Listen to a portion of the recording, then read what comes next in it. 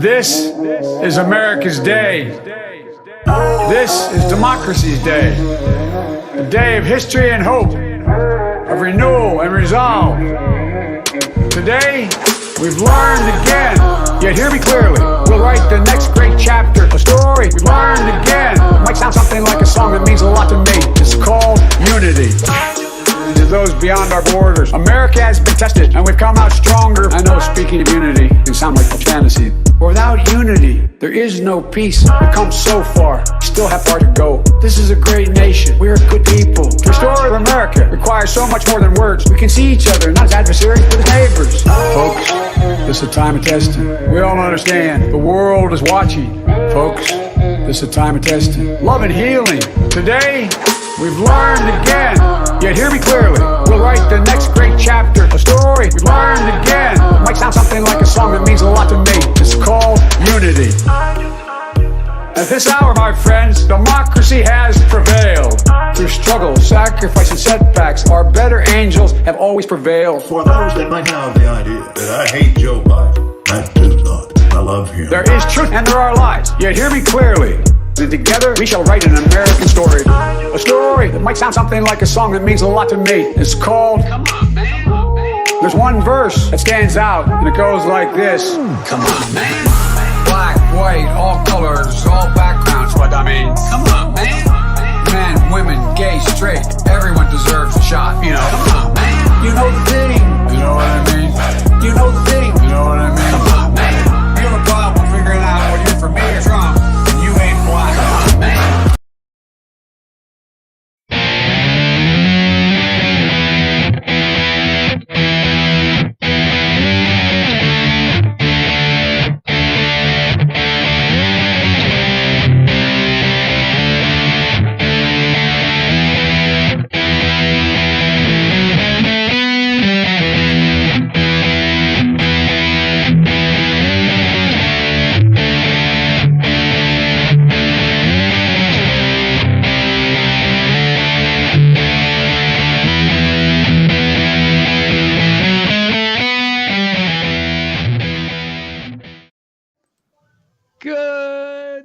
Good afternoon or good evening, and welcome to the Vanguard. Can we lower that radio just a little bit?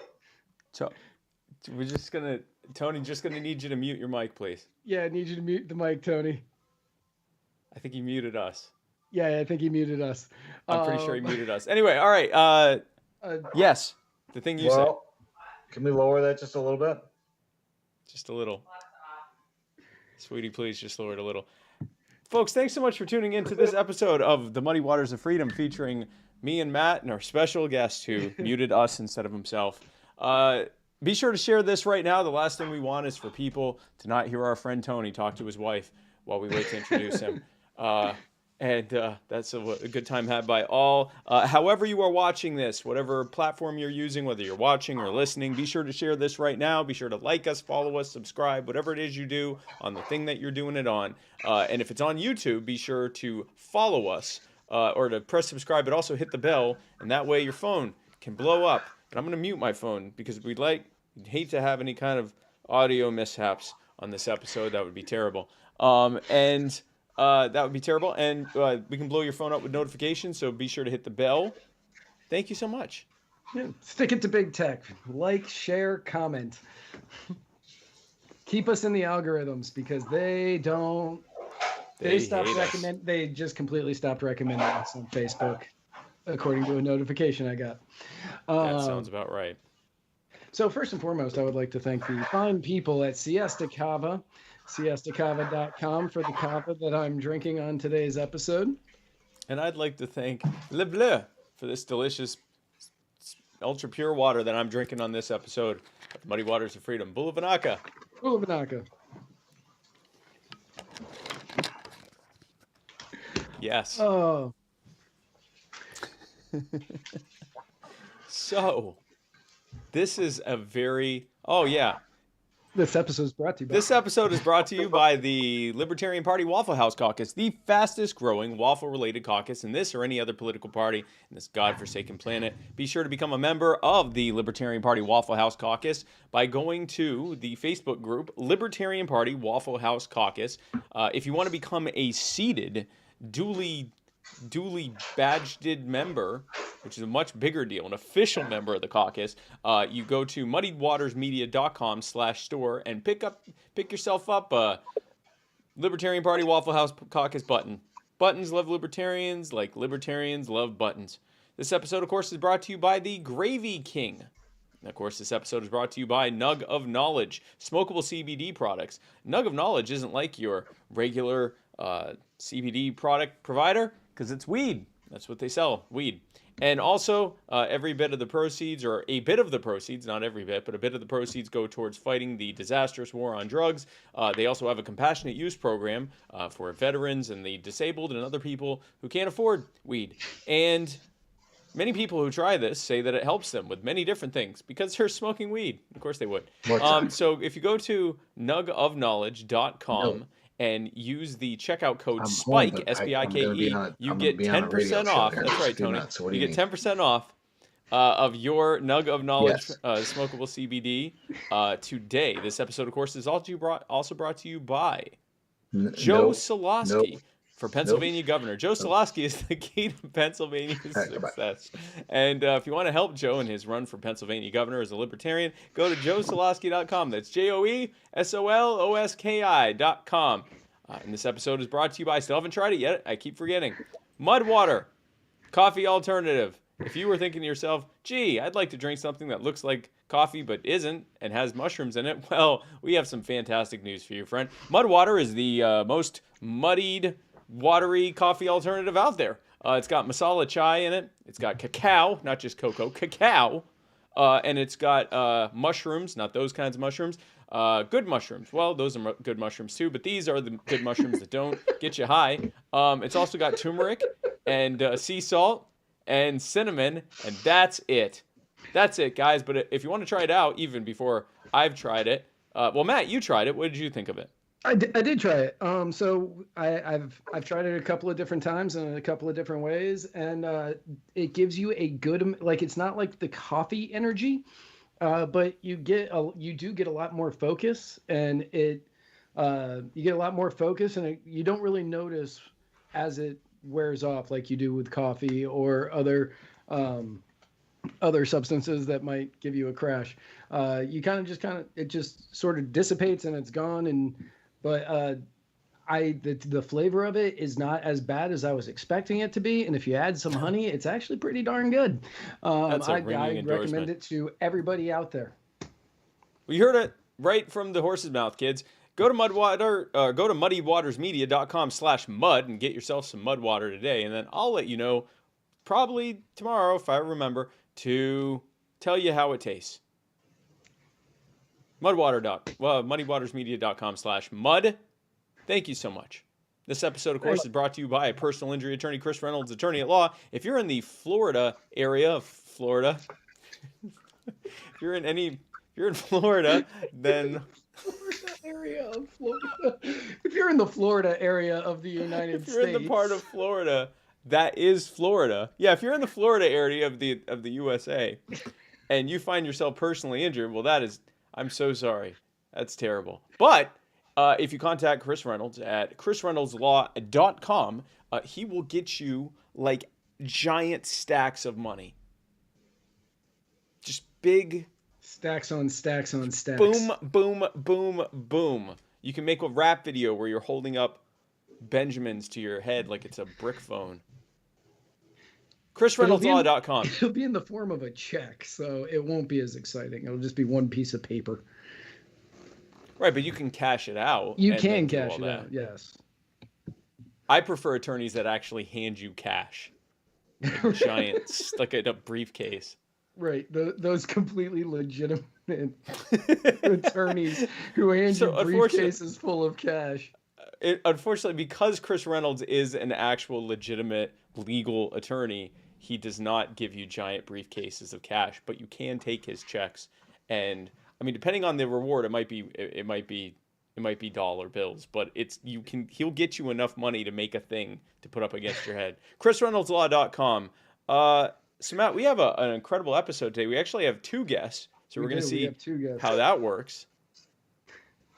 We're excited about that. Yep. We have a fantastic first guest, all the way from Rochester, New York. We have Mr.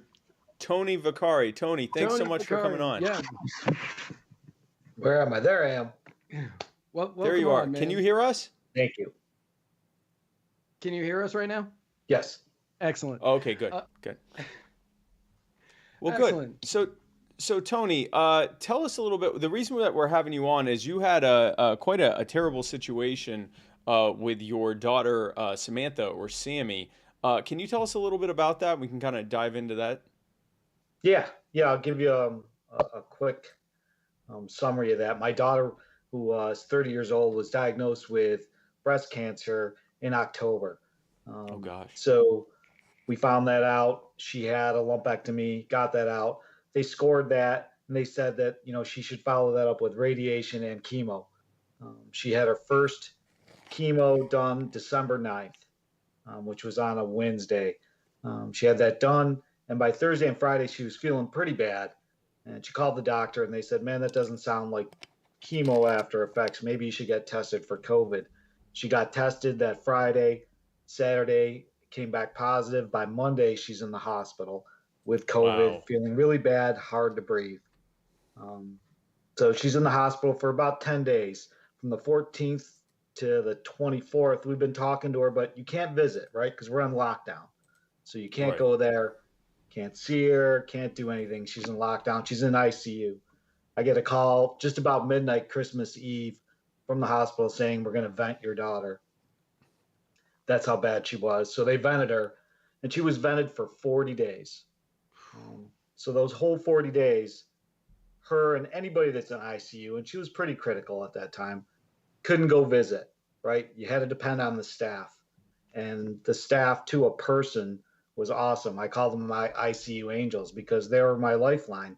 They're everybody's lifeline during that time, because you can't go visit, so they're your eyes and your ears and everything, right? So they gotta take everybody's ICU stuff. I did get a couple of calls during that time that they thought possibly my daughter wasn't going to make it through the night. Blood pressure's dropping, and I said, well, then I'll be there in just a couple of minutes. And like, whoa, you can't come in. And I said, well, yes, I can. And so they were really gracious, and they did let us in a couple of times. And the last time that happened, from that moment on, we were able to go in there and visit her and touch her and hold her, and and she was on a table. They had proned her, which means they turned her on her chest. They saved her life. They really did. They did everything they could to save her life.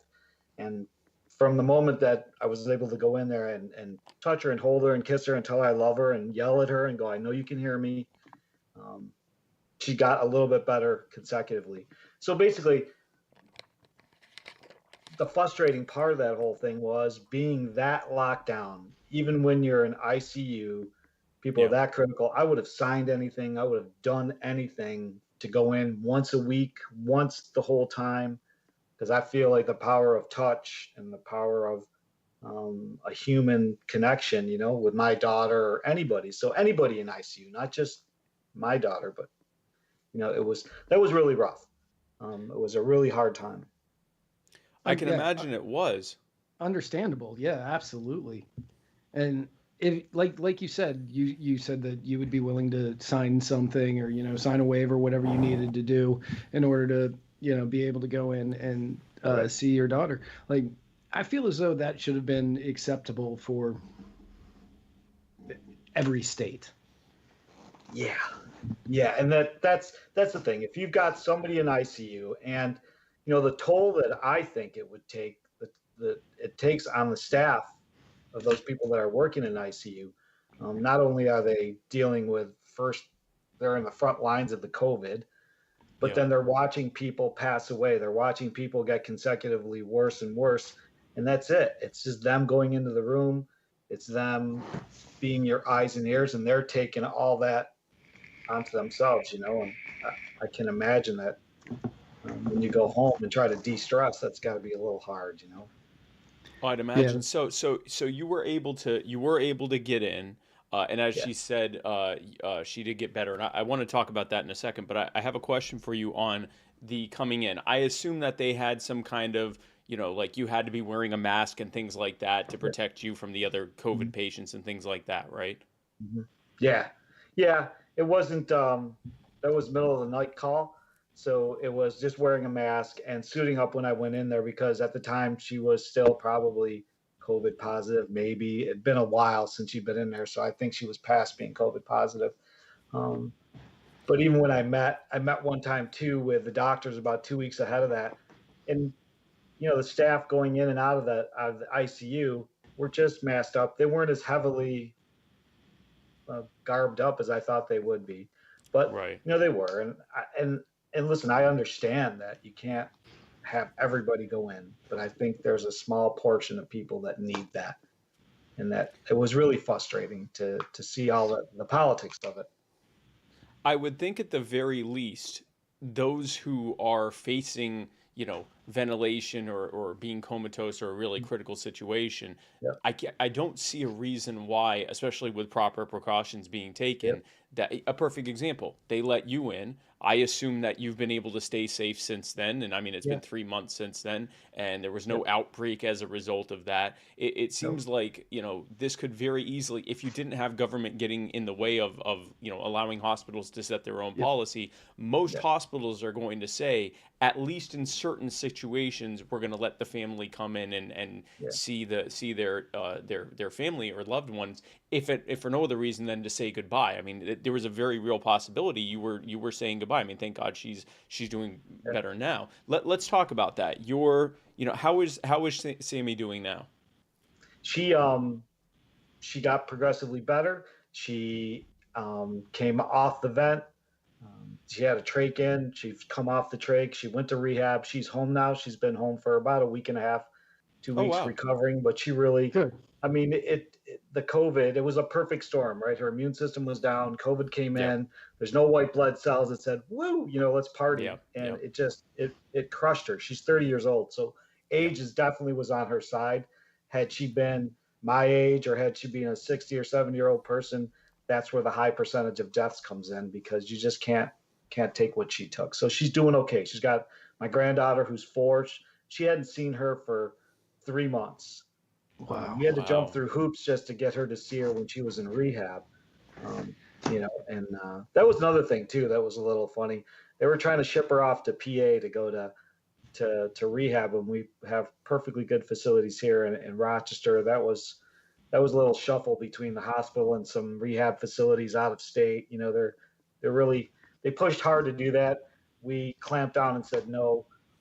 She's staying here, and so that was another part of it. But yeah, she's Yeah, doing because better. she's COVID negative now, right? I mean, she's Yeah, she's oh not yeah, had COVID for quite some yeah, time. Well, that's yeah, I mean, that's amazing that she's doing well now. I can imagine the thoughts that you were having, three yeah, months ago. Oh, I can only imagine. terrifying. Yeah. yeah, yeah. And everybody was great, right? They started a GoFundMe account, prayers, and everybody on Facebook. It was really great. But like I said, our story is times thousands and thousands of other stories, Yep. ICU Yep. stories in different states. I don't know how different states dealt with it, but I know that New York State, we clamped down hard on a lot of things that I feel like probably could have had just a little bit of leeway. And trust me, the people in the hospitals, everybody I dealt with, all the nurses and the doctors were angels, and they did skirt some stuff, because I was so part of it. I was there every day, calling every day. I sent donuts, we sent lunch up to those guys, whatever I can do, because that wasn't enough, but at least they knew that I was thinking about them, and they did everything they could to make the situation better. So they understand the human touch. They don't really care about the politics. They understand about the nurturing. So it was to that They point. also know. they also know how to do their jobs. And this is Yeah, something we talk about a yeah, lot on this show is yeah, politicians set policies largely based on what lobbyists tell them are needed. Now, those lobbyists may or may not have some level of knowledge in the medical sphere or none at all. They may just be good lobbyists. And they make policies based on this. And then they put it in the hands of the actual experts in whatever the given field is. You know, teachers, if we're talking education, doctors and nurses, if we're talking in healthcare and everything else.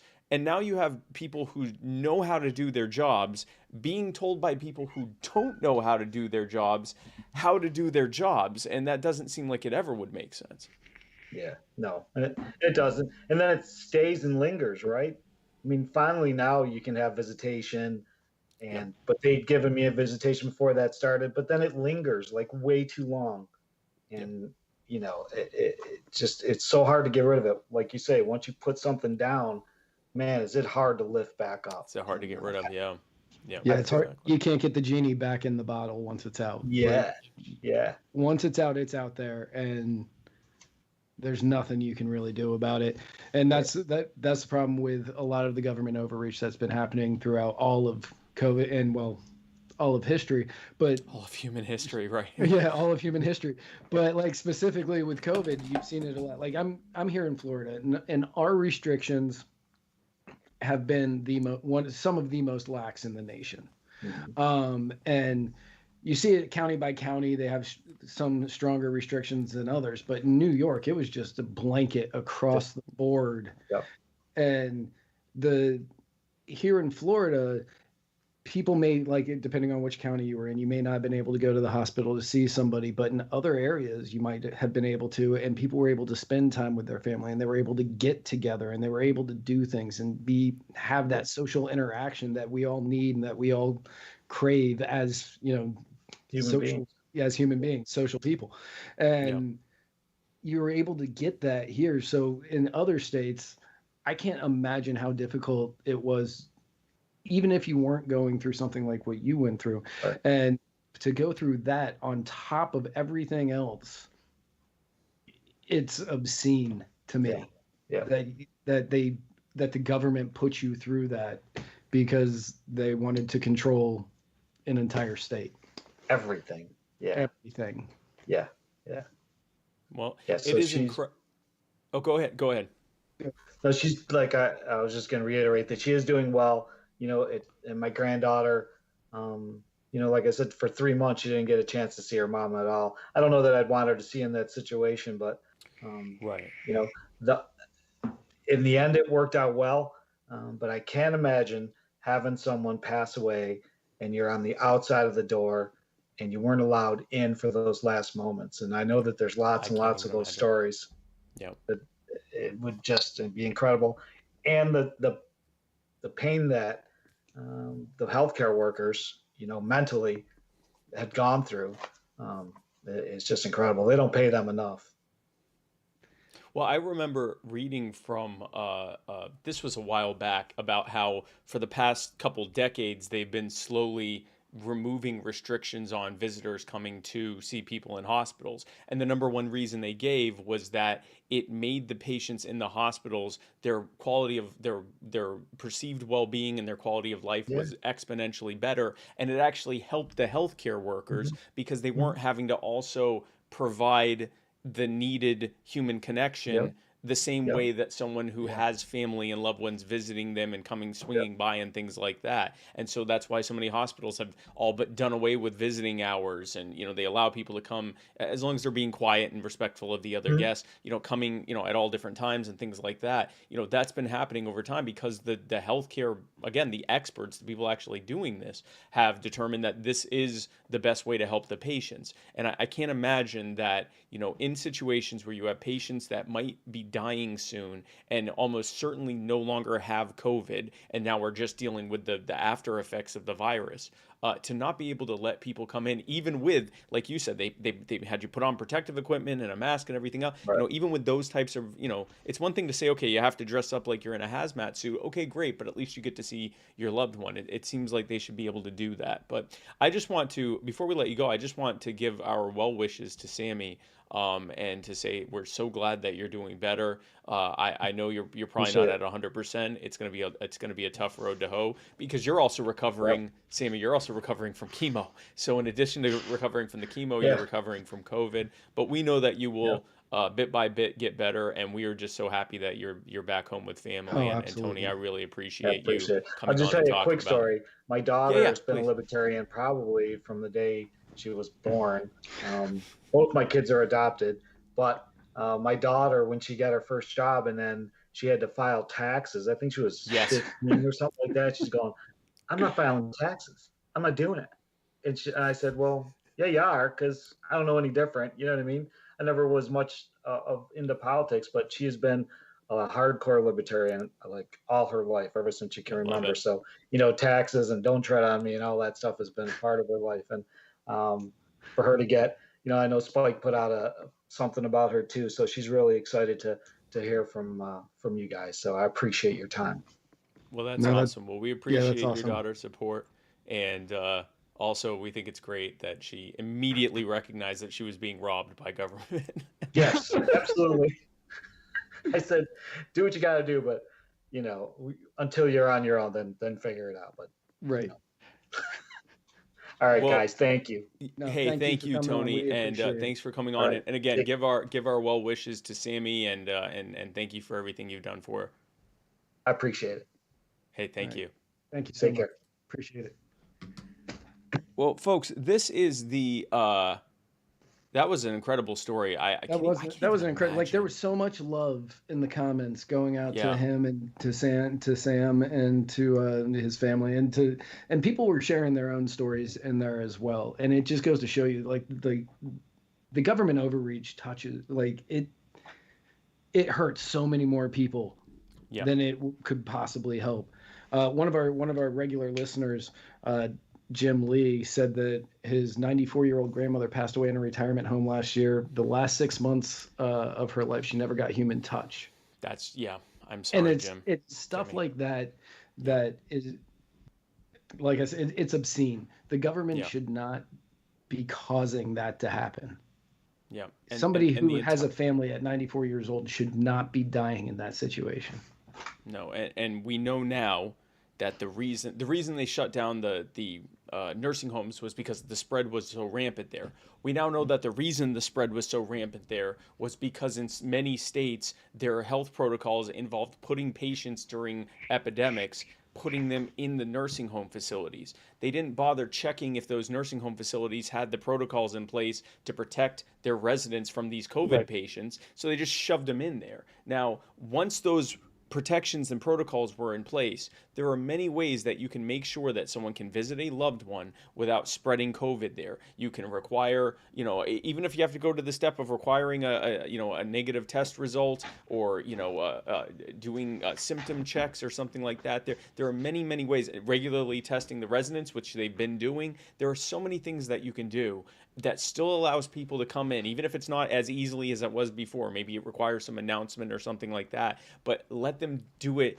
in a way that, you don't have a situation like Jimmy just went through with his grandmother.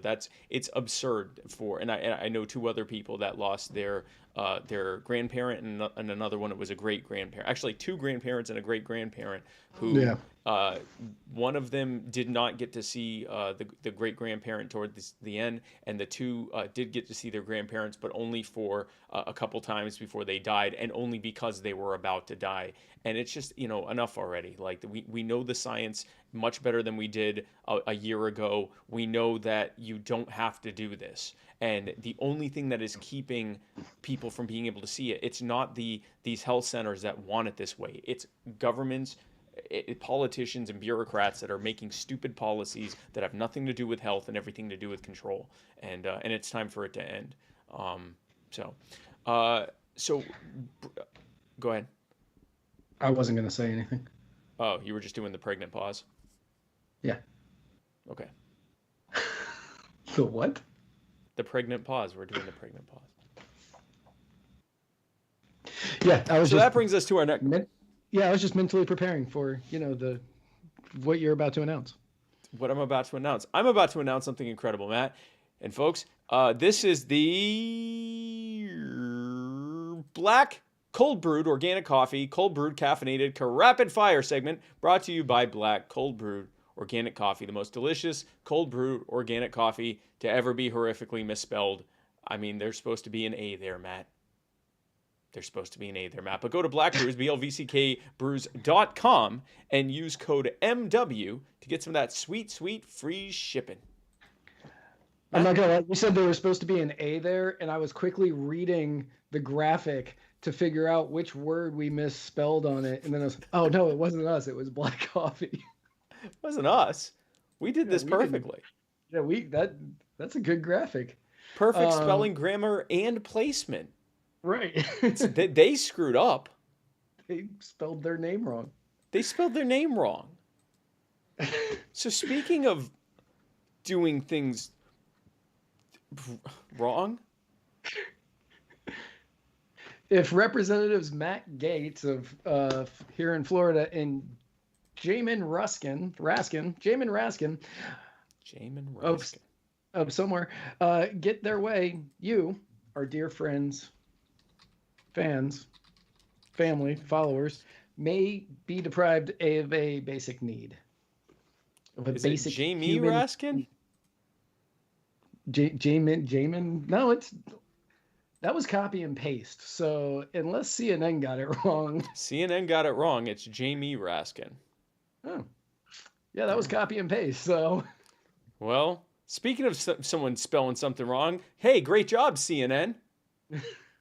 Huh? So yes, Matt Gaetz and Jamie Raskin have joined forces to introduce the Kangaroo Protection Act of 2021, a very high priority thing to protect kangaroos, Matt.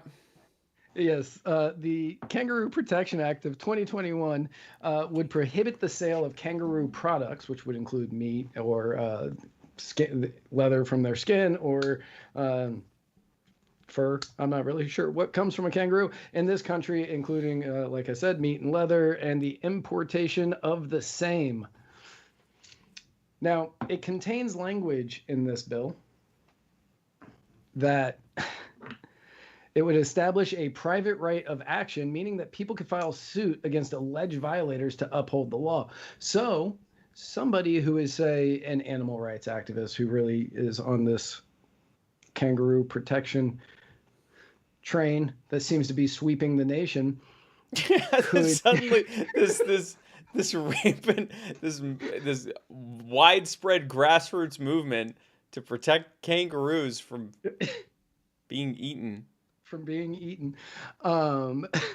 Could sue somebody who has kangaroo meat in the country or who has a brand new kangaroo pelt in the country. Now, you know all of them.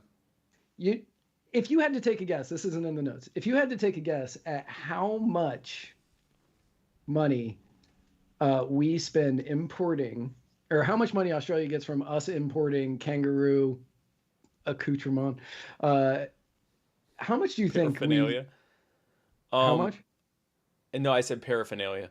How much do I think? Well, I know kangaroo is increasingly popular in dog food, kangaroo meat. So it's in the millions? It is in the millions, yes. Is it in the hundreds of millions? It is not in the hundreds of millions. It is 85 million. $85 million a year on kangaroo meat, kangaroo paraphernalia and accoutrement. Kangaroos and kangaroo accessories.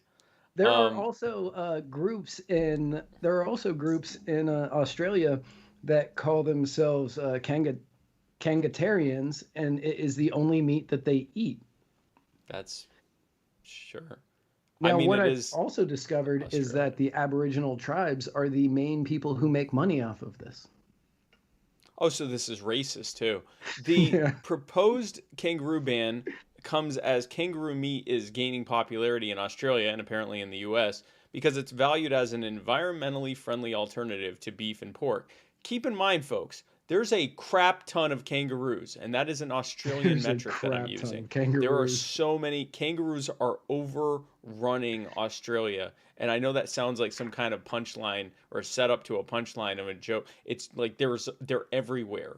There is no shortage of kangaroos. They they're like giant bunnies. They rapidly multiply, and they don't really have any real like predators except for us apparently. And they take up and I only know this because I looked this up briefly when I kept seeing references to kangaroo meat and dog food back when I was looking for new dog food for my dogs.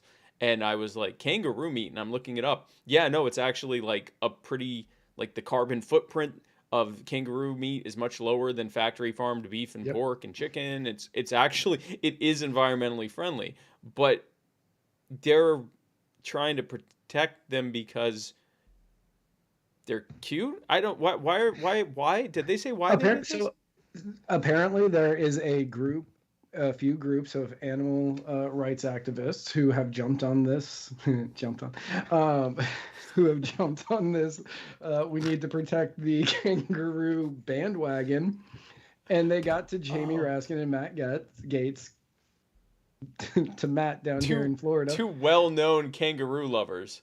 Very well-known kangaroo lovers.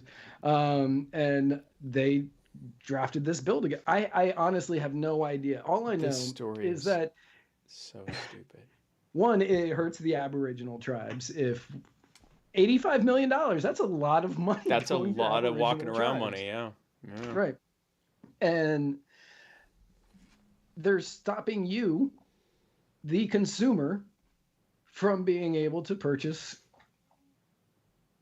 meat or blankets or like a lucky kangaroo foot. Wow, that's a keychain worth having. So is this retroactive? Like if someone can sue you because you have a lucky kangaroo foot that your great grampy passed down to you from when he was carrying around on your keychain? No, I don't think. I think that it's just. I think this only stops the importation. I think it stops the importation, and should you happen to bring it into the country, somebody who's a private citizen could sue you. I hope so, because I mean, my taxidermied kangaroo that's in the living room is I'm not giving it up. Molon Kange. Do you have a taxidermy kangaroo in your living room? For the purpose of this joke, yes. Fair, okay. So if you want to, now I'm going to let you say this because you wrote it. Man, I was really hoping you were going to say that one. So if you want to try kangaroo meat before this bill almost assuredly passes, you better hop to it. Huh? Because they hop. I laughed for 10 minutes after I wrote that joke. But seriously, like this bill is going to pass. For Democrats, it's like we care about the animals, we care about the environment, even though what they're doing is actually hurting the environment. It hurts the environment. It is the barest of minimum that they can do to be like, oh look, we care about the environment, we want to protect things because it's not actually hurting anything here. I mean, this would be like banning eating crickets or something. Like there's so many of them, and it's sustainable because it's like bunnies. Like they breed like rabbits. This is so stupid. So, speaking of something stupid that's going to change everything, this is something I've been saying that I thought was going to happen, and it makes sense when you look at what he's been, upset about, and also the fact that he's never going to be allowed on other social media outfits ever again. Donald Trump is coming out with a new social media platform that one of his campaign advisors said is going to change the game, Matt. It's going to be great. It's going to change the game. It's going to be it's going to be big. It's going to be huge. It's going to be the best. Many people are saying that my social media is better than all other social media. It's going to be better than all other social media. It's going to be better than Twitter. And as we all know, that Trump has a long line of products that change the game, such as Trump Airlines, Trump University, Trump Steaks, Trump Ice. for anybody who remembers the fizzy beverage that he came out with, Trump vodka, that I guess was supposed to go out with Trump ice, Right. and Trump magazine. And Trump Taj Mahal. And Trump Taj Mahal. The Taj Mahal was dope, though. Like, I used to go there a lot. It was great, but it went out of business, but it was great. Yeah, it was great. So we're going to see if... what do you think the name of this... Like, I have been trying to figure that out. Trump. Trump. It's just going to be called Trump. It's going to be... book. It's Trump book. I think it's just going to be Trump in all caps.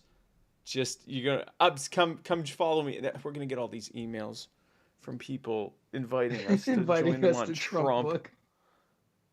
Come join me on Trump. Join me on Trump. This makes sense because, he pardoned Steve Bannon, who has some, knowledge of web marketing and is also a huckster and grifter. And so this would line up very well to create a social media / media network. Now, I wonder if, here's my theory on this. MAGA space. MAGA space. MAGA space. Keith Hooker. MAGA space. If they name it MAGA space, I'll join it just for the troll. That is beautiful. Yeah. MAGA I space. will, out of respect for that, I will definitely. Keith, I hope you are right. I hope, yeah. MAGA space would be perfect. I would join MAGA space. I would absolutely 100% join MAGA space. So, Muddied Waters Media on MAGA space. On MAGA space. I presume that it's going to be, we allow all sorts of speech. I wonder what will happen if they create this social media outfit with no rules, presumably, about speech, and a bunch of Gen Z left-wing trolls go on there and just wreck the place with, unironic communist memes and stuff like that. And then Trump book in reaction has to restrict speech and create community standards and so forth. I don't think so. I don't think he's going to do a free speech platform. I think he will restrict speech. I think that he will try to do the anti-Twitter or the anti-Facebook. Where the community standards are in reverse. You can say right-wing talking points. Right. Or GTFO.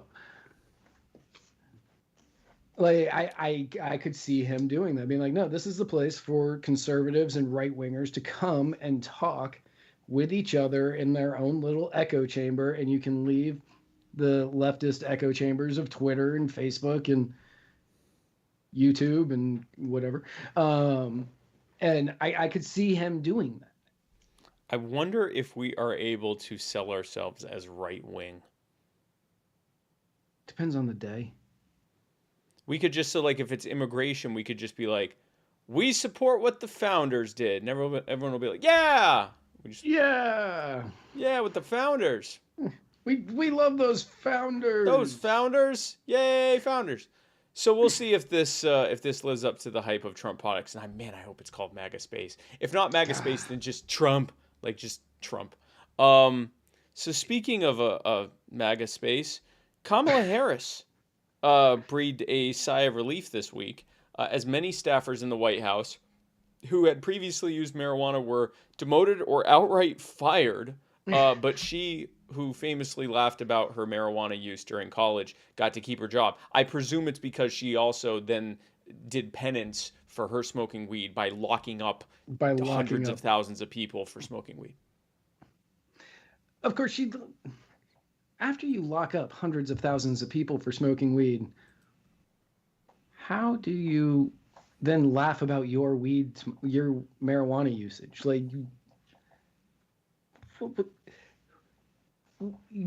Do you not see the disconnect on how bad what you did was?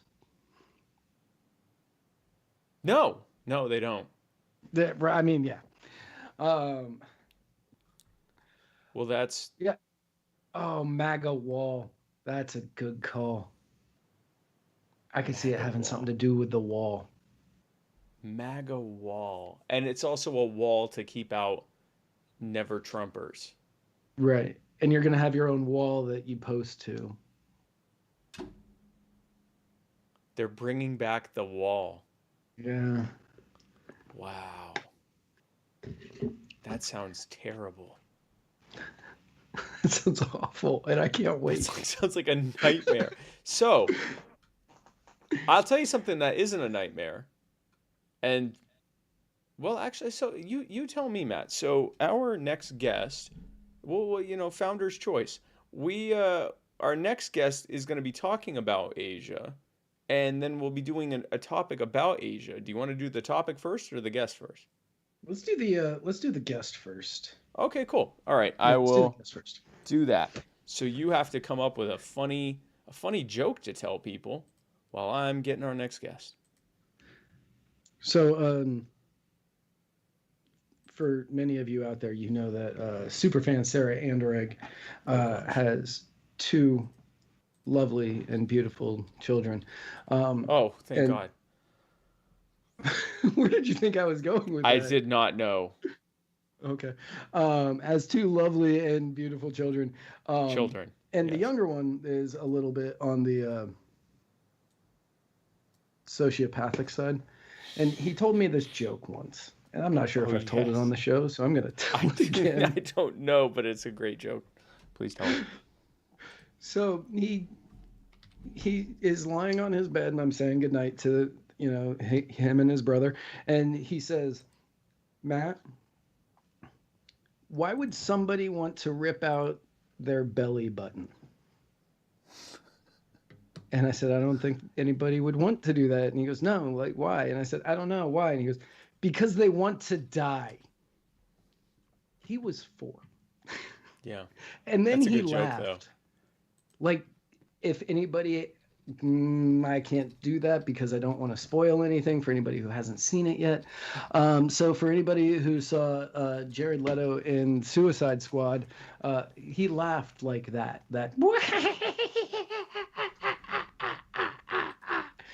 Because he thought that was the funniest joke he has ever heard in his entire life. And have you replaced Jacob with Joaquin Phoenix? no, not yet. Not yet. Soon. So we're gonna do the topic first because that's the Skype ID I was given doesn't work. Yeah, no, that doesn't. All right. Doesn't work. Yeah, that doesn't work. So, speaking of Asia, Jacob's terrible joke. I love that joke. No, that's my favorite joke. Well, I like that. So at first you were horrified by it, but now it's like when you tell at dinner meetings. No, I'd tell that joke to everybody now. Wait. Okay, you keep talking. I think this might work. Okay. Are we going with Asia or are we going with Nate? I just talk about Jacob a little more. Okay. But yeah, Jacob is he's a funny little kid who comes up with terrible jokes like that often. His brother David is also very funny, but in a completely different way. Apparently, he's the one that comes up with the jokes, but Jacob's the one who says them. So it's a lot like Spike and me. Oh, okay. So it's a lot like Spike and me, where Spike comes up with the jokes, and then I'm the one that says them because he has a reputation to protect. That's I'm so disgusted by the jokes that you tell. You have no idea. How do I add? I'm still doing. Andrea O'Donnell in the comments said, "Why can't Elsa have a balloon?" Oh no, I don't know. She'll let it go. I thought that was going to be morbid. No, I was hoping it was going to be morbid. I was hoping it was going to be morbid.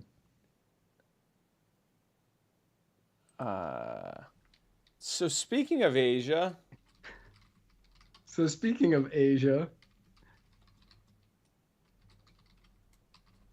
Joe Biden. Joe Biden, okay. Yeah, you just go on. Joe Biden is in a fight with an entire continent right now. He is fighting all of Asia. In an interview The big one, last the week- biggest one. What's that? The biggest one. Yes. In an interview last week with George Stephanopoulos, I definitely spelled that name wrong, asked whether or not Joe thinks Vladimir Putin is a killer, to which Joe responded with, I do. Now, not sure if this is the most diplomatic thing for a president to say about a foreign leader, especially a president that was brought in because he was so presidential and you didn't have to worry about things that might embarrass the nation or piss off other countries. Like calling a foreign leader a killer. Like calling a foreign leader a killer. Now, Dmitry Peskov, I can say that one fine, but I have trouble with Jamie Raskin. Dmitry Peskov, who is CNN did. CNN screwed that up, Matt. Don't take that on for yourself. I appreciate that. A Kremlin spokesman commented that there hasn't been anything like this in history where a president called another foreign leader a killer. And it is clear that Biden definitely does not want to improve relations between the U.S. and Russia. Ever in history? That's what he's. I'm just reading the quote. That's a little.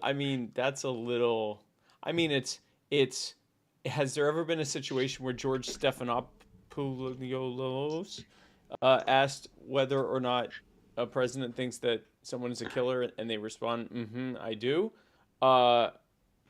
Yeah, but even just between the U.S. and Russia, there's some pretty rough stuff that was said during the Cold War.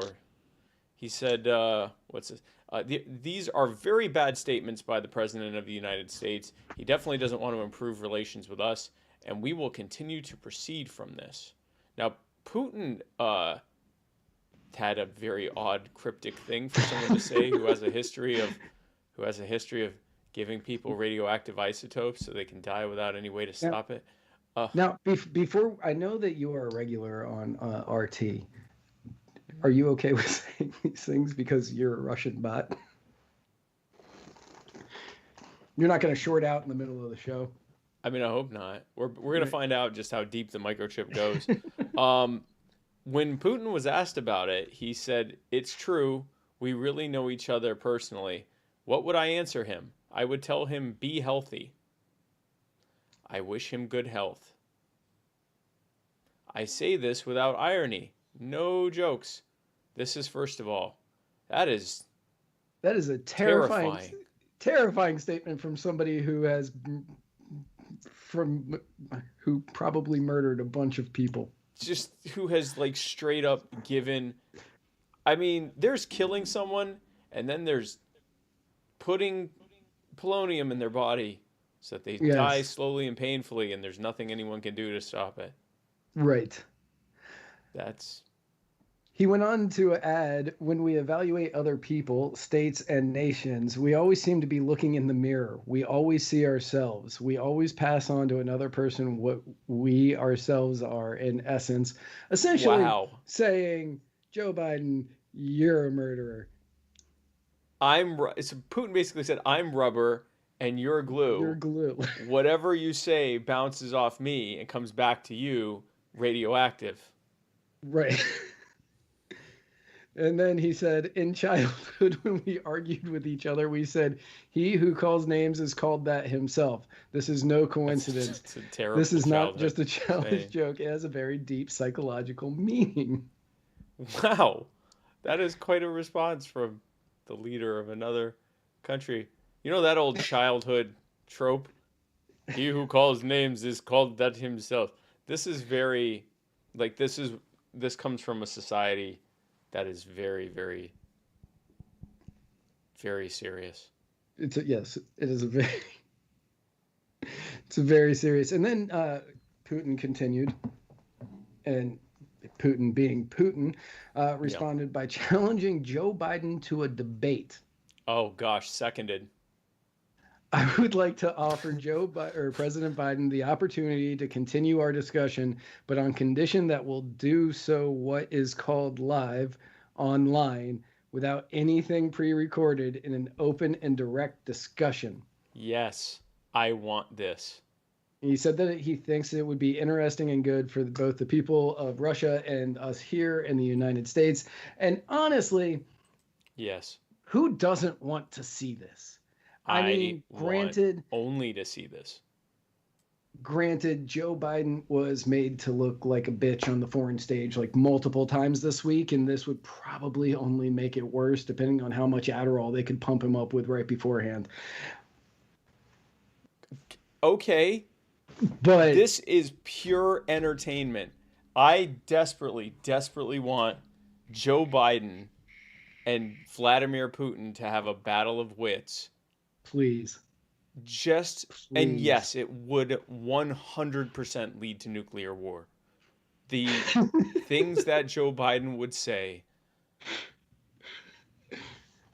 I mean, just remember how Biden and Trump went.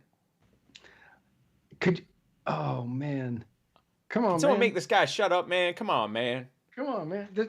Come on, man. That's a bunch of malarkey. Your country's a clown. Your country's just full of clown clowns, show man. country, man.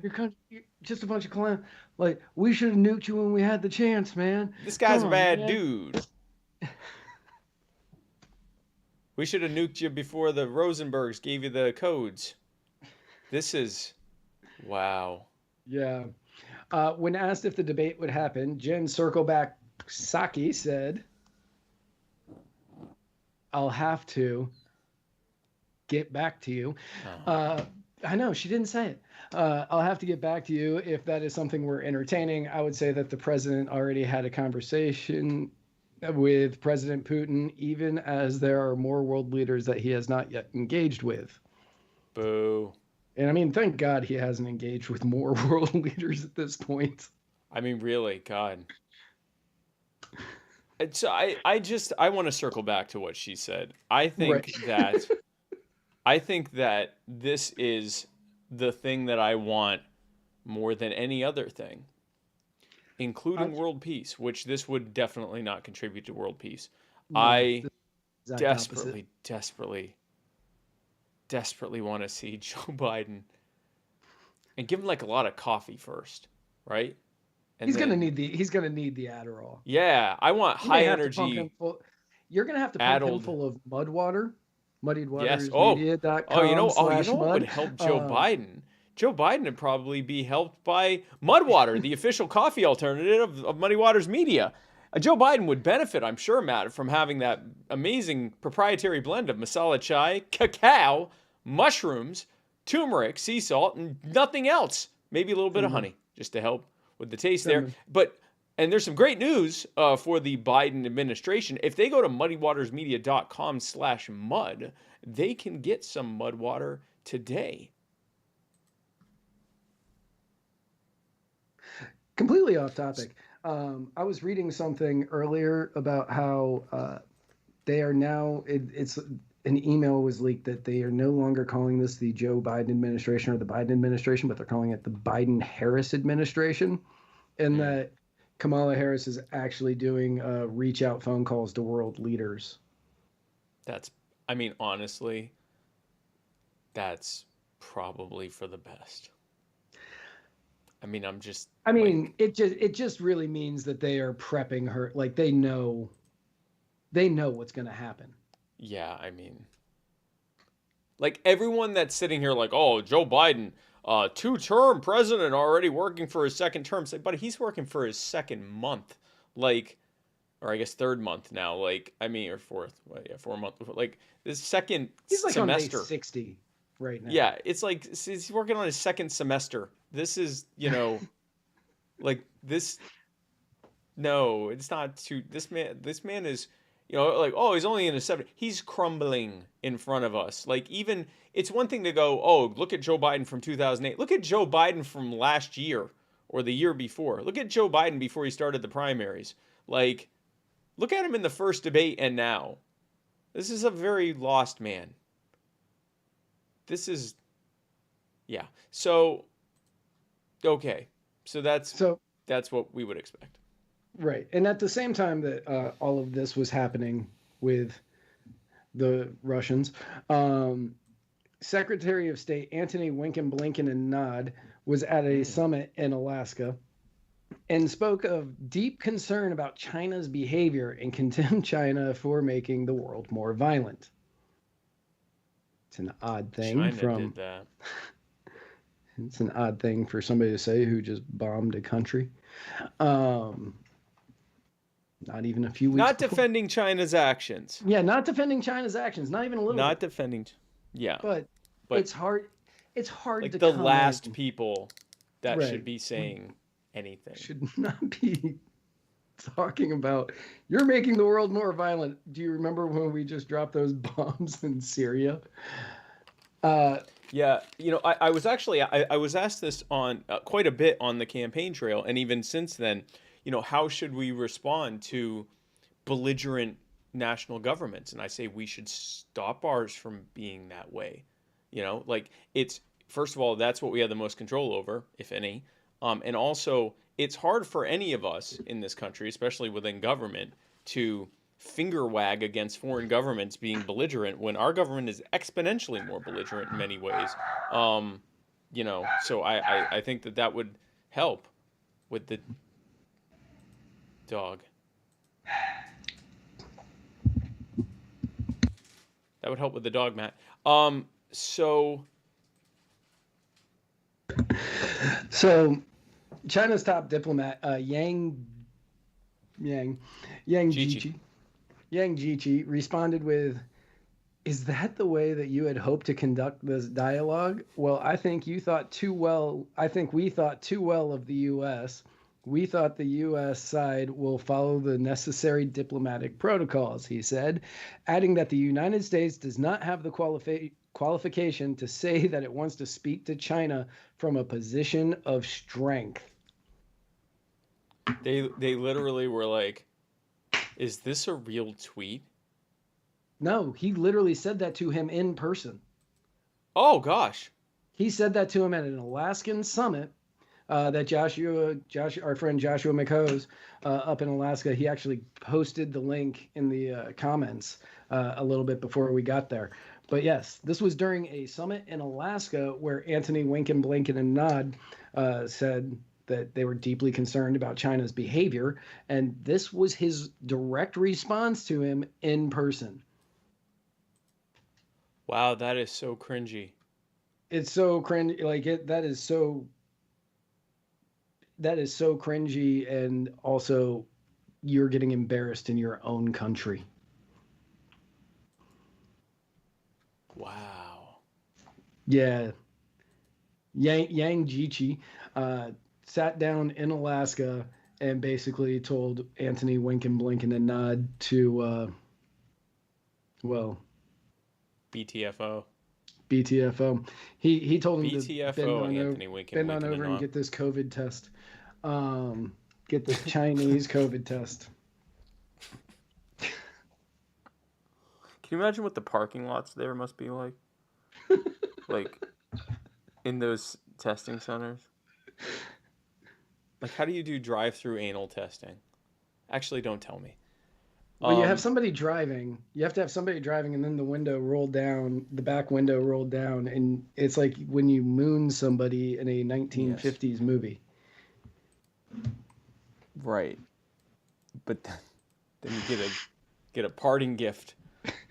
Well, you know what's happening, though. No, I know what's happening. Oh, they know what's happening. Oh, I see what you're saying. Okay. All right, we're about to add like a legit, like serious guest. And we're just going to wait for them to come on.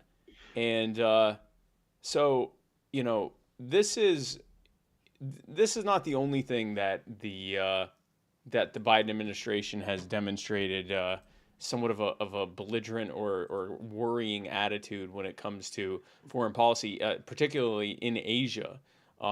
We of course know, any hope that there was going to be a drawdown, much less an end to the wars overseas, especially in Afghanistan, are pretty much dead at this point. In fact, if anything, it looks like there's going to be even more ramping up of problems in Afghanistan, but also in other places like Syria and Lebanon, and well, not Lebanon, Syria and Iraq, and Yemen is going to continue to worsen. And so we actually have, I believe, I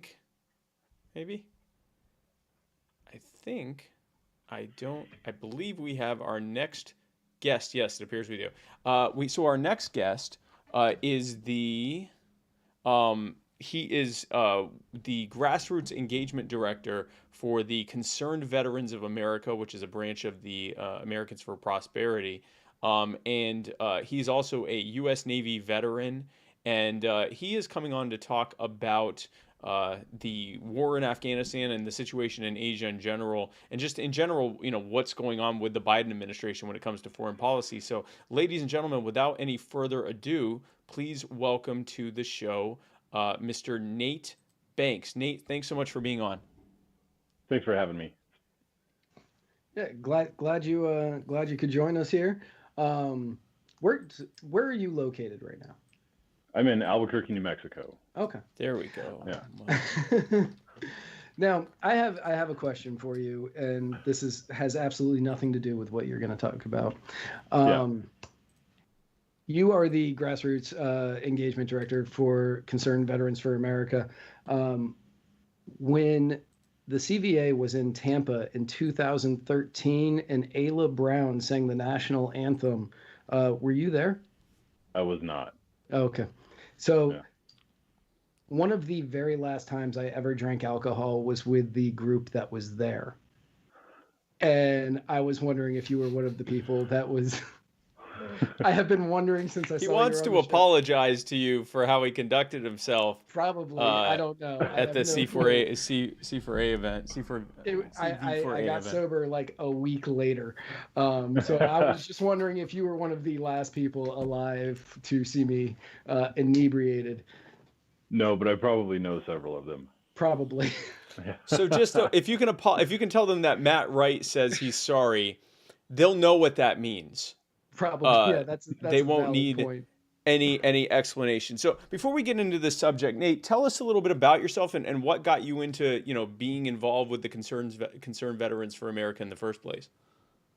Well, honestly, it was a fight that I had with the VA. I'm a disabled vet, and I was living in Northwest New Mexico. The VA, it was before the VA Mission Act had passed into law, which was a landmark piece of legislation that we helped get passed, which opened up community care options for veterans. What I did is I went to urgent care, and they asked me to go to the emergency room to get some imaging done. So I did, and the emergency room, when they did the contrast CT scan, they found a mass on my kidney, and the state director of Americans for Prosperity, Burley Kane, he helped me navigate the VA system with the help of CVA here in New Mexico, and standing United States congressman at the time. So I used they helped me to get through that mess, because the VA wanted me to drive 4 hours to get surgery done to remove this mass from my kidney that turned out to be cancer.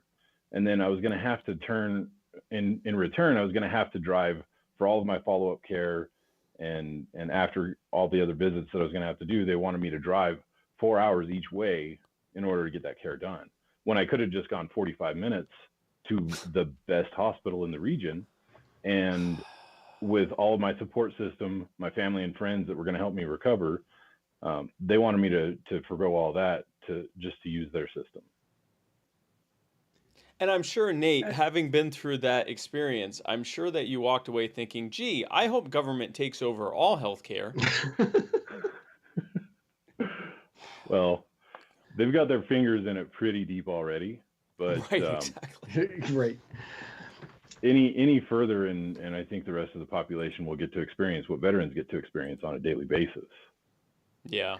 And Yeah. we, well, on the campaign trail, when I was running for vice president, our policy, Joe and my policy, and really this is for the vast majority of libertarians, our policy for the VA was completely scrap it and just give the money directly to veterans so that you can get the care that you need the same way that anyone else who has health insurance can get the care that you need. It actually costs less than keeping the VA system going, and it allows you to get care just like everyone else. You don't have to spend months or years to prove your percentage of disability to get any kind of help. You don't have to go through all the hoops and red tape to get help. You don't have to end up in a situation where they want you to travel, sometimes to a completely different state to get care, including even follow-up care, and you're able to just get the help that you need, where you need it, when you need it, without having to go through a bunch of hoops, and it saves taxpayers money.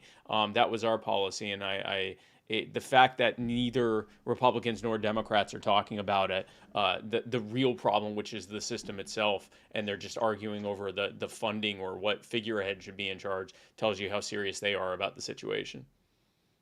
Right, and as far as CVA's our POV on that, our vision, there's a lot of veterans, World War II, Korea, and Vietnam especially, that really like the care that they get at the VA. So we wouldn't want to completely pull the rug out from underneath them, but veterans should have choice over the care that they've earned, for sure. Yes. Right.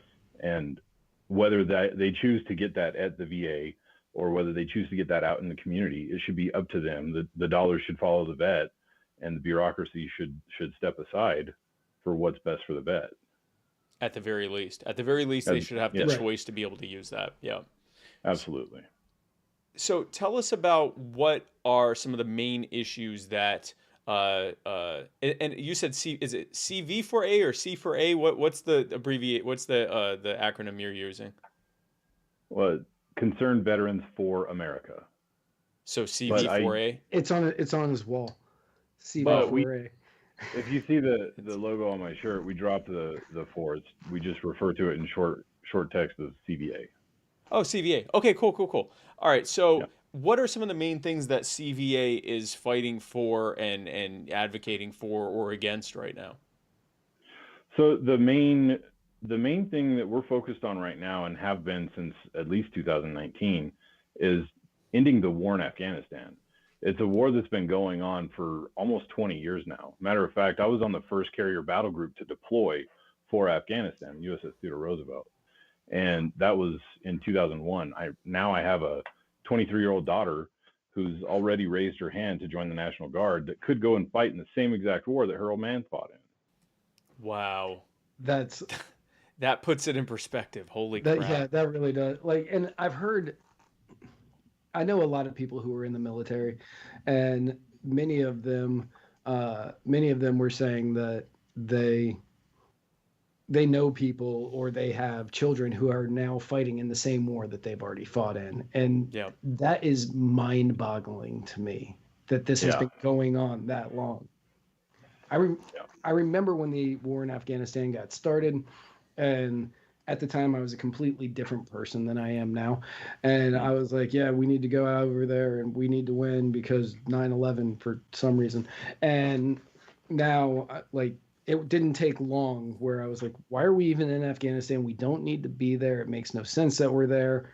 And that was 15, 16 years ago that I started saying that, and nothing has changed. Right. So after 9/11, we feel that we were justified to go in there for a response. The fact is that we met basically all of our objectives by the fall of 2002. So we've been operating over there without any clear objectives for quite some time now. If you read the Afghanistan papers, the report that came out in the Washington Post last year, it highlighted from the commanders on the ground exactly what was going on over there. So the Afghanistan papers completely blew the narrative out of the water. Absolutely. So, matter of fact, if your viewers, people that are watching, if they want to do anything, they can text EEW, that's Echo Whiskey, to 46262. 46262. Yes, sir. Now, what that'll do is it'll give them access to one of our petitions. It's called an I Volunteer. If they make a login, all they have to do is click a button to sign an action for any of these that we have. But it'll take you to Concerned Veterans for America's website, cb4a.org, and the Action Center. Once you fill that out, it'll send a letter to your congressman, each of your senators, and to President Biden, asking them to get us out of the war in Afghanistan, bring all the troops home. That's good. That's good. That's incredible. Yeah. Like Matt was saying, we've had for a few years now people who served in Afghanistan and then their children are now serving in that same war. We're now at a point where people served in Afghanistan and there are people serving in Afghanistan who weren't alive when the U.S. government first invaded Afghanistan. We're a few years away, Nate, from a situation where there are going to be people serving in Afghanistan whose grandparents served in Afghanistan. That may have already happened at this point. I was trying to do the math in my head. I'm not sure. I'm sure at least certainly there were people that served as maybe higher officers who now have grandkids that are serving. But we're going to have a situation where people who served as kids or as young people in their 20s in Afghanistan, a few years from now, they're going to have their first generation of grandkids that are fighting in this. And as far as I can tell, and you can correct me if I'm wrong, we haven't really seen any indication, certainly not from the Biden administration, that that's going to end anytime soon. Right. Matter of fact, it seems they already moved troops into Syria without much time in office, which was a bad move. That we felt that was a very bad move. It's the wrong direction to take us in. The other thing that a lot of people are failing to or forgetting to remember is that Afghanistan has a younger brother. The war in Afghanistan has a younger brother. The war in Iraq. That one just hit its 18th birthday. So we have the two longest wars in American history where we still have troops serving in both of those conflicts. Yep. Yeah. It is mind-boggling, and I've had people tell me, well, this isn't as bad as Vietnam because Vietnam had a longer or had a higher fatality number of American soldiers that were killed. To which I say, okay, I don't think the people living there would say that it's better than Vietnam was. And also, it's like Vietnam. It was based on a lie. The Gulf of Tonkin was the pretext for the invasion of Vietnam, and we now know from the Pentagon papers that a lot of that was fabricated or way grossly over exaggerated. And now with the Afghanistan papers, we had our own Gulf of Tonkin when it came to Afghanistan, and certainly with Iraq, with the yellow cake and the WMDs and all of that stuff. I'm curious if, and so we put the links, both the text EEW to 46262 and also the link that people can click to write their members of Congress to urge them to end the war in Afghanistan. We put that in the comments, and Justico Mitchell, one of our fans, has said that he just signed them all and it was just so easy. So folks, if you want a way that's an easy way to let everyone in government know how you feel about ending these wars, these are two incredible ways to do it. Jimmy Lee just said he just came back from signing it. Took less than 30 seconds. So this is an incredibly quick and easy way to let people know. So be sure to do that. I'm curious, Nate. Does CVA have an official position, or do you yourself have a position on what is happening in Yemen and the U.S. government's involvement in that? I don't know that we have an official stance on that yet, and I'm gonna take the I'm gonna respectfully bow out of that one. Okay, no, and that's fine. And I assume, totally I assumed that might be the case because there aren't U.S. active duty or veterans involved directly in it. It's something that's being sponsored and carried out by others. But I was just curious if you had one. So, what is the obviously we let our we have to let our congressman and President Biden know about this. What are some of the other things that how else can people help Concerned Veterans for America to get the message out and to be a part of your efforts on behalf of veterans and on behalf of a more sane foreign policy?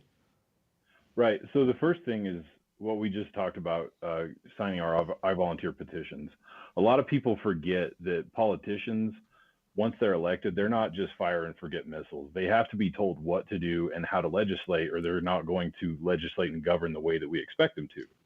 So Right. first and foremost, we have to tell them what we expect of them. This is a great way to do it on these issues like foreign policy and VA healthcare reform.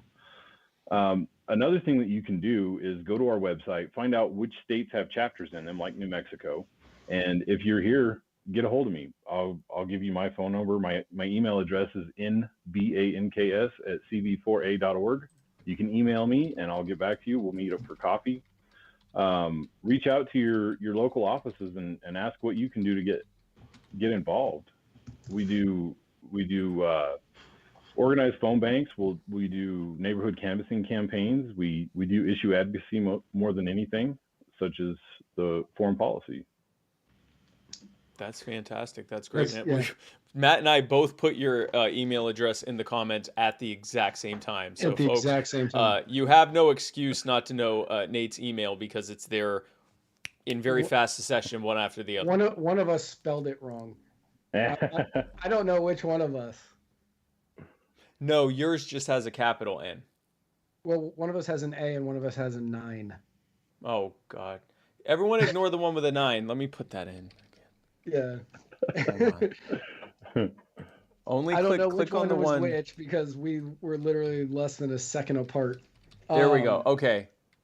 Ignore the first one and pay attention to the last two ones, folks.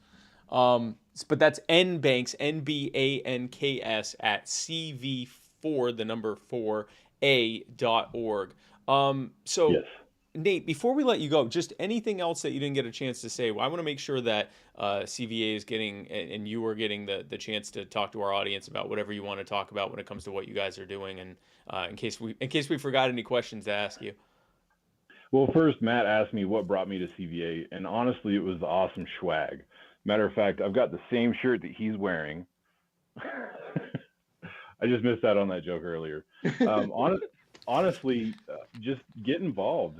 People like to play Monday morning quarterback on social media and complain about what's going wrong, but very few people like to get off the couch and get involved. So my challenge to everybody is get up, make a phone call, knock on a door, tell the politicians how you want them to act.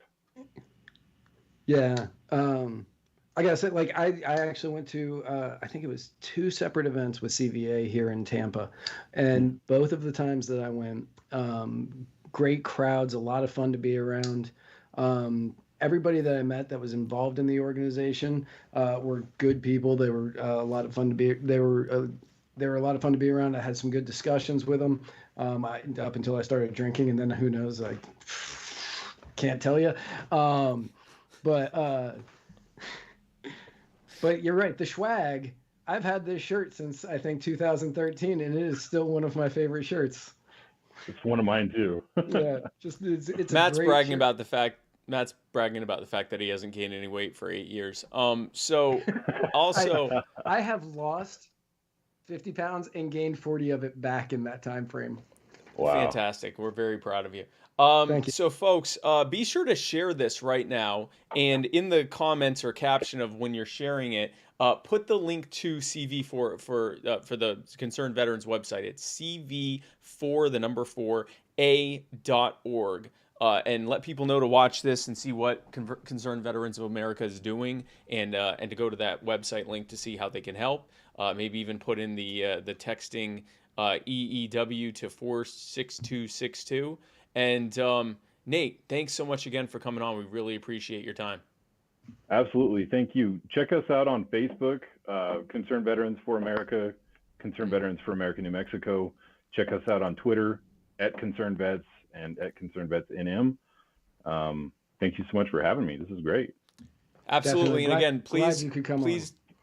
Yes, we are very glad you could come on. And again, please apologize for Matt to everyone at AFP. Everyone Not just CVA, just to be safe. Everyone with AFP, just make sure AFP. everyone and every branch of Americans for Prosperity know that Matt Wright is very sorry for the first roughly 20 years of his existence. Fantastic. Will do. All right. Thank you, man. Have a great night. Thank you. Appreciate Bye. it. Thank you. Well, folks, For anybody, we this, did it. This was me at that event. Who's that? That is me and Ayla Brown at that event. If you notice my face, the rosy cheeks and the alcohol swell in the cheeks. That's pretty incredible, man. That was legitimately like, I just pulled that up. That is legitimately like a week and a half before I quit drinking. Was it after looking at that photo? No. I made a bet with somebody. Now I'm trying to think, like, who can I invite to the show that would know me back when I would get high? Allegedly. Oh yeah, sorry. Allegedly. Allegedly. No one gets high in South Carolina. We don't have a statute of limitation. It's my mom. Like, I don't know. So, folks, join us next week for our special guest, my mom.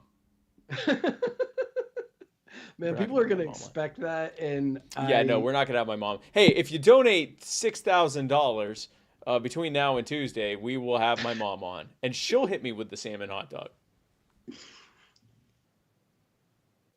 Please, people, donate $6,000 between now and next Tuesday. Please. You can make this happen. This weekend. Oh, Justico Mitchell. I got high in a boat once. Me too. I also got high in a boat in international waters once. And it was very sober by the time I got back to America. This weekend is it is a big Muddied Waters weekend. Yes. Not because of anything. Oh gosh, yeah. It is my birthday on Friday, and it is Tasha and Tasha Cohen's spouse's anniversary on Saturday. On Saturday. So, Tasha Cohen's if I was able to get through the entire introduction, I wasn't even going to say your name. I was just going to say, with Tasha me as Cohen's always, Tasha Cohen's spouse. Let me pull this up for people who aren't getting the reference, because. And if you're on audio, you're not going to see it. But.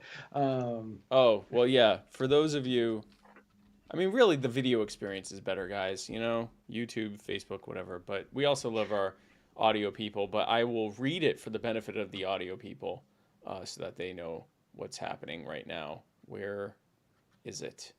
There it. Nope. Nope. Not yet. Here we go. This freaking thing. Isn't Laser Legends' birthday is on Friday as well? Are both of my Matt's birthdays on Friday?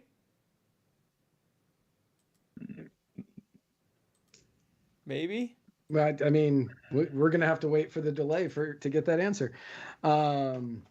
So, I was in the Libertarian Party of Alabama convention this past weekend, and I had a great time. John Mons and I have become bookend buddies at this point. In Atlanta the weekend before, I opened the convention and he closed the convention with his speech.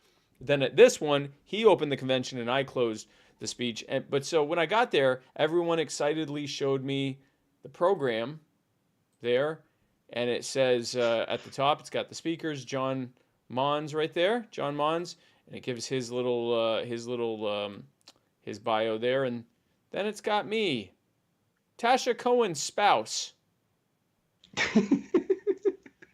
This was on the program that they gave to the couple hundred people that showed up to the Tasha Cohen's spouse. It says, as the 2020, and at no point does it say my name. So as the 2020 Libertarian Party vice presidential candidate, Tasha Cohen's spouse has caught the attention of people of all ages with his grounded and approachable style. A successful entrepreneur, her spouse built and sold a web design business and moved on to political activism and became a podcast host on Muddy Waters Media. Tasha's spouse has become a regular guest on Kennedy, blah, blah, blah.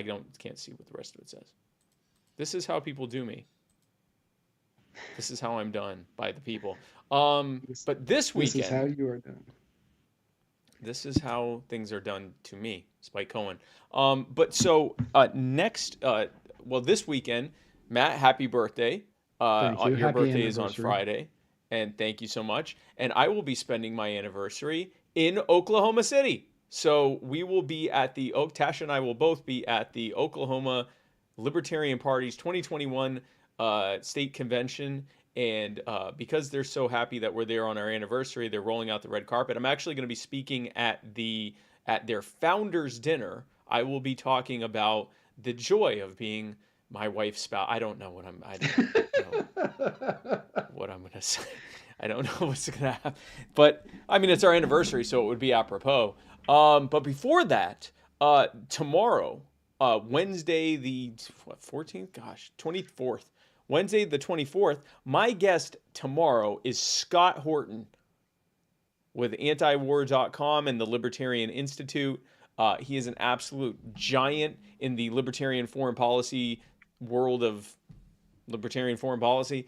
And he's going to be on. We're going to be talking about foreign policy. We're going to be talking about the situation in China. We're going to be talking about the genocide in Yemen. We're going to be talking about a lot of stuff. As much stuff as he'll let me talk to him about. We will be live tomorrow at 8 p.m. Eastern. And then something special is happening on Thursday. Is that right, Matt? Nope. Oh. That's next Thursday. Next Thursday. So everyone. So then this weekend I'll be in Oklahoma. April 1st, something special's happening. Get ready. April 1st. Next Thursday, something special's happening. What? You're not going to believe what. You're going to have to tune in to find out. Tune in to find out what's happening next Thursday. So, I'll be in Oklahoma. So if you're anywhere near, it's actually in Moore, Oklahoma, which is like a suburb just south of Oklahoma City. But if you're anywhere near the OKC area, come on out to the Libertarian Party of Oklahoma's 2021 convention and come see me, Spike Cohen. And for more information, go to oklp.org. And then come right back here next week where me, Spike Cohen, and Matt Wright, who will be one entire year older than he is this very moment, will be doing our next episode of The Muddy Waters of Freedom, where Matt Wright and I parse through the week's events. At what time are we doing that?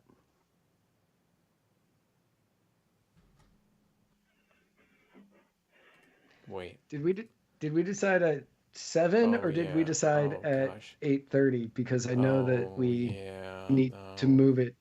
Yeah, so it's gonna be 7. Yeah, and I'm gonna be in an airport. Are you really? Yeah, I'm gonna be in an airport. We found a nice quiet part of the Charlotte. And for anyone who knows the airport we're gonna be in, this is gonna make you really laugh. We're gonna be in the Charlotte airport, which is like the busiest airport ever. But I did find what should promise to be a quiet concourse right around the AB connector, where hopefully there shouldn't be too many there. Hundreds of people there. Well, I mean, I can talk normally. So, and our good friend Brian Scott Lambrecht is saying you'll be on the plane. No, the plane we take off at 8:50, so we're gonna be wrapping up at 8:30, so I can jump on with Group 3, getting onto the airplane because they'll start boarding at 8:20. It's gonna be a seat of your pants episode of the Muddy Waters of Freedom.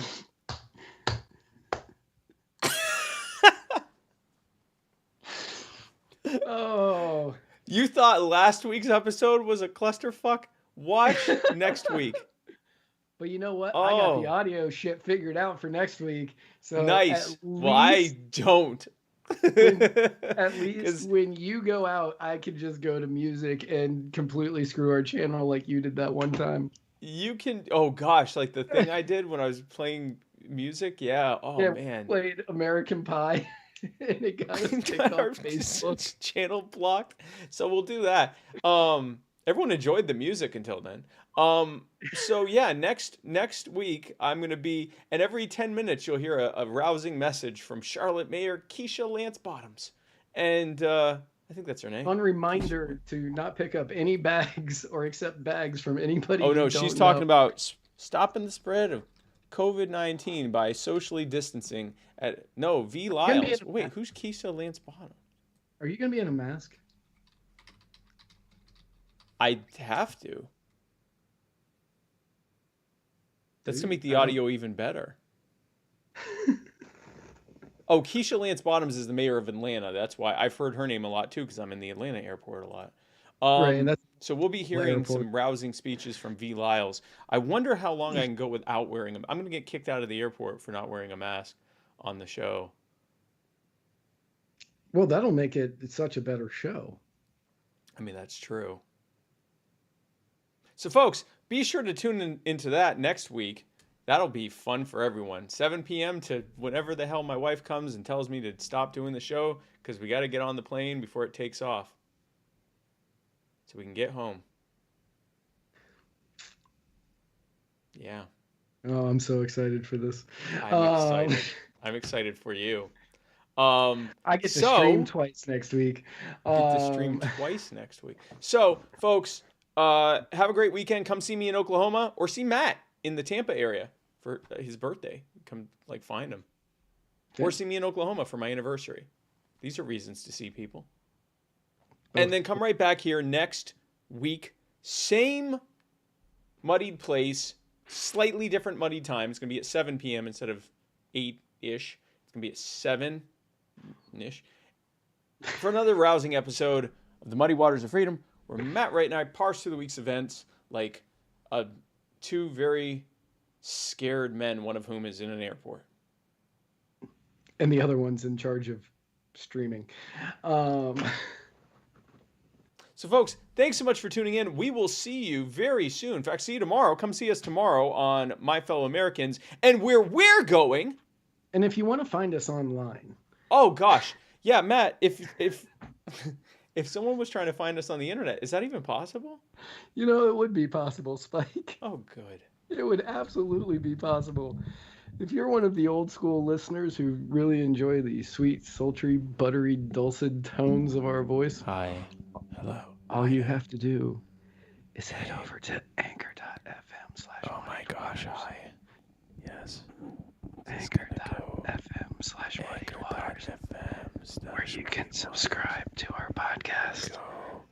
And you can also leave us messages that we will normally play live on the air. Usually we'll play it on the air. This is a phone. This is what a phone sounds like. Is that ASMR? I don't know. But you can also donate money to us. Give us money. And we will be really grateful if you donate money to us. If you left us a message this week, we'll play it next week, but we didn't play it this week. We have one really great question from this week that we couldn't play, that we will be playing next week.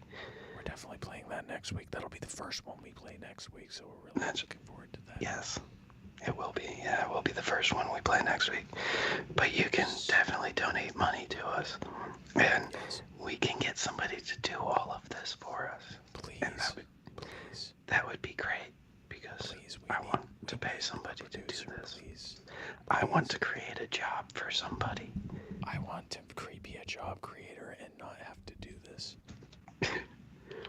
Or you can find this and every other episode at muddiedwatersmedia.com. Well, that is fantastic. Well, folks, we will see you next week. And actually, no, again, tomorrow. Come see me tomorrow, right here, my Fellow Americans, 8 p.m., Scott Horton. Then see me this weekend in Oklahoma at the convention, and then see us next week, next Tuesday, for another rousing episode of the Muddy Waters of Freedom. Folks, thanks so much again for tuning in. And where we're going, we don't need roads.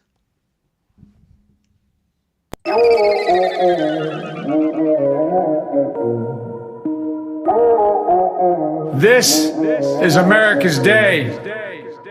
This is democracy's day. A day of history and hope, of renewal and resolve. Today, we've learned again, yet hear me clearly, we'll write the next great chapter, a story we've learned again. My might sound something like a song that means a lot to me. It's called unity. To those beyond our borders, America has been tested and we've come out stronger. I know speaking of unity can sound like a fantasy. But without unity, there is no peace. We've come so far, still have far to go. This is a great nation, we're good people. To restore America requires so much more than words. We can see each other, not as adversaries, but as neighbors. Folks, this is a time of testing. We all understand, the world is watching. Folks, this is a time of testing. Love and healing. Today, we've learned again, yet hear me clearly. We'll write the next great chapter, a story we've learned again. It might sound something like a song that means a lot to me. It's called unity. At this hour, my friends, democracy has prevailed. Through struggle, sacrifice, and setbacks, our better angels have always prevailed. For those that might have the idea that I hate Joe Biden, I do not. I love him. There is truth and there are lies, yet hear me clearly. And together we shall write an American story. A story that might sound something like a song that means a lot to me. It's called Come On Man. There's one verse that stands out and it goes like this. Come on man. Black, white, all colors, all backgrounds, what that means.